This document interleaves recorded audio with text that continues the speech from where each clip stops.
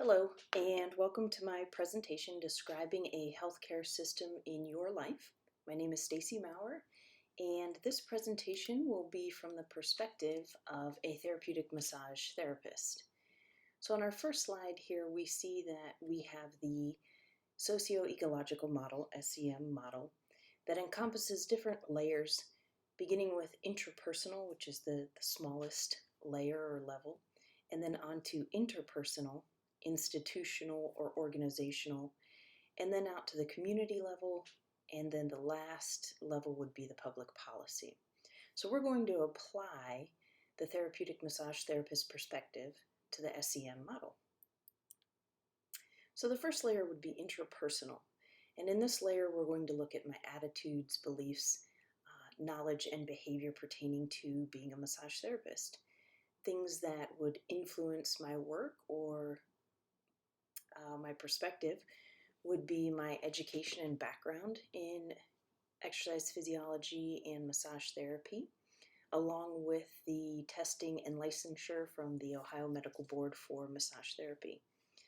Also, the types of continuing education that I would do to maintain that license, and all of this influences my belief in my ability to help clients maintain a healthy and pain-free lifestyle. So moving on to the next slide, which would be interpersonal, that layer would more reflect my family, friends, and social network. So here we have a few layers of the influences in my life as a massage therapist. Of course, my family, my friends, there's a picture of my coworkers. So we're looking at, I guess, my employment as a culture. That culture influences my work, my coworkers, obviously my supervisor, and of course my clients. So my clients also have their own beliefs and values, but how they influence me the most is through their needs. What are their therapeutic needs? And how that can overlap into my interpersonal category or level is that maybe based on their needs, I would choose specific continuing education credits. So that would be an example of overlap. The next layer, and I combined the next two, so you have organizational or institutional along with community. For me, as a massage therapist, those two overlap pretty heavily. We have the head shop, which is my place of employment, and we have the AMTA, which is the American Massage Therapy Association. That's a membership-based organization. I have Tuscarawas County included there, which is my direct service area, as well as the State Medical Board of Ohio and Leadership Tusk, which was another professional peer organization. All of these organizations provide the rules and regulations that affect how well I provide services. And there is overlap there. The head shop is obviously an example of a community-based employment. That's where I do the work. But they are also kind of a leader in the community along with Leadership Tusk. There's some communication there amongst peer networks.